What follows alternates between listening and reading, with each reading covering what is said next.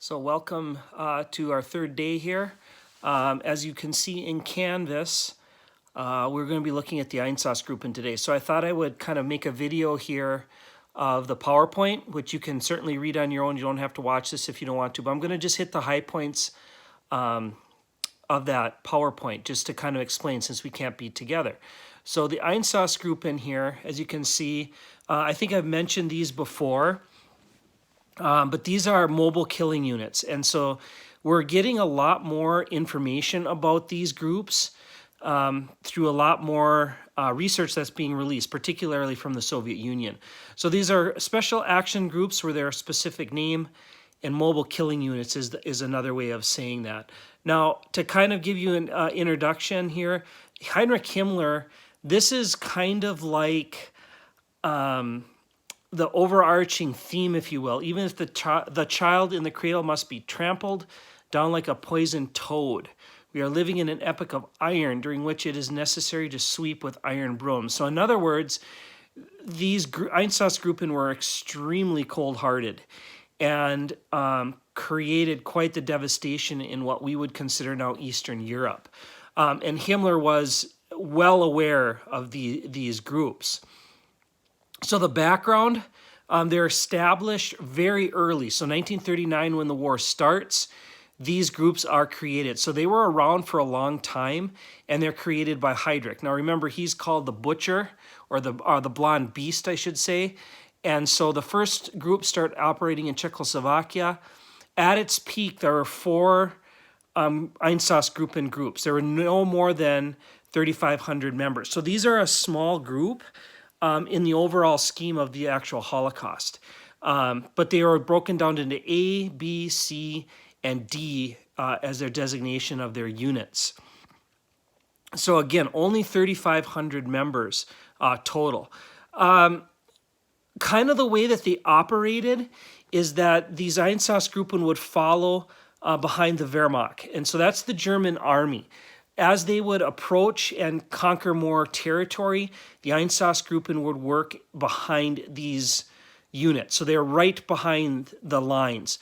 Kind of 2 goals: to implement the Nazi agenda of cleansing of Jews and establish a stable political base. So first of all, the primary function, if you will, is to cleanse of Jews, in other words, to kill.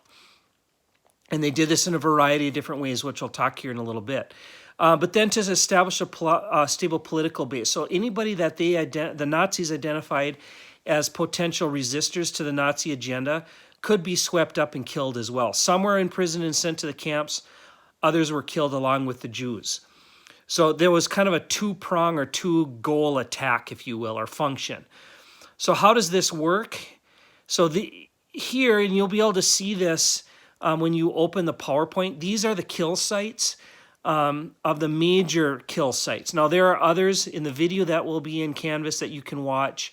It's going to talk about smaller kill sites that are now being cataloged. So if you look closely here, Vilna is a very famous one, and the most famous of these kill sites is near Kiev, which is now in Ukraine, and that's at Babi Yar. Babi Yar had 30,000 people in open pits that were killed. And so the Soviets found these, and it was well documented what happened at Babi Yar. This is the largest pit that we're aware of. 30,000 dead bodies, victims at Babi Yar.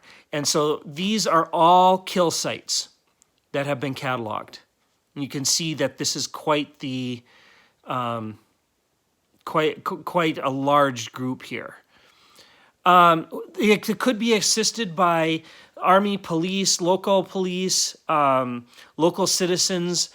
They were assisted in the killing, the Einsatzgruppen were. So these people were not, that lived in these communities, weren't innocent. Many of them participated.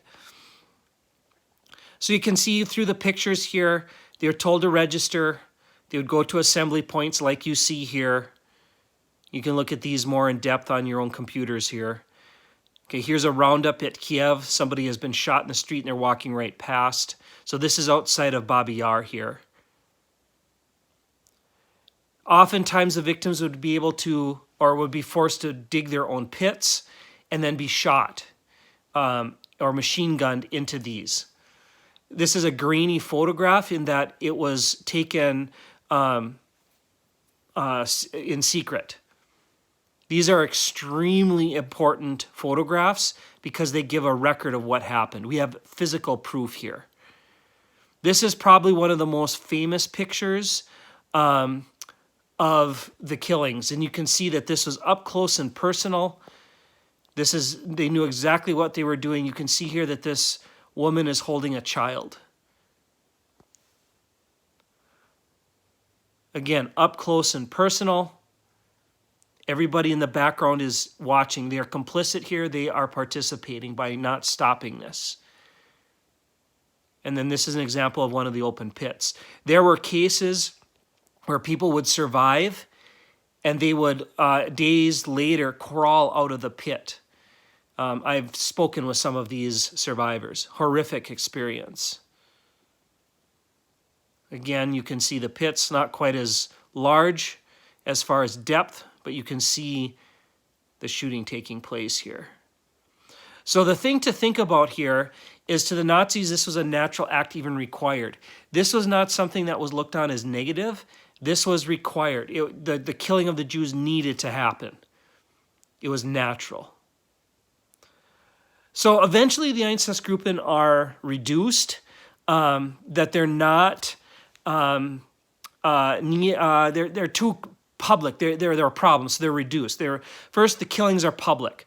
People are watching. There's a horror and satisfaction in this. So first, those that are actually horrified by it, and others that wanted it to happen. In other words, there are witnesses. The regular Wehrmacht actually protested in some cases. Not many, but there were some, and it starts to work its way up the field, the command. And photos start to appear. There's a physical record, and so the Nazis know that they cannot have the record of what is happening here. Second problem, there was a heavy toll on the people that were participating. It's a shooting, so it's up close and personal. It's tedious, it's messy, it's offensive. The people that were drinking the most and the most brutal were not affected by this. Now, what's interesting is anybody that asked for a transfer out of this Einsatzgruppen were given that transfer. So anybody could leave. So they were not ordered to stay there, as some of the people at the end of the war said that they had been ordered. They could leave at any time, which I think is a very key point. They used a set of euphemisms. They never talked about murder or killing. You've probably heard some of these: special action, special treatment, executive measure, cleansings, resettlement, liquidations, finishing off, appropriate treatment. These are all code for the killing of the Jews. They were also used not only by the Einsatzgruppen, but they were also used in the camps as well, and in the ghettos. Over about 1.5 million people are killed by the Einsatzgruppen. So 3,500 members killed approximately 1.5 million. The change was being made now at this point, and this is where the camps come in, which we'll be talking about next. This is Sam Harris. I'm trying to figure out a way to get you his story. It's a pretty amazing one. So I will be putting something on Canvas about Sam. I spent time with him. Sam was responsible for raising the money for the Illinois Holocaust Museum, which is in Evanston, right outside of Chicago.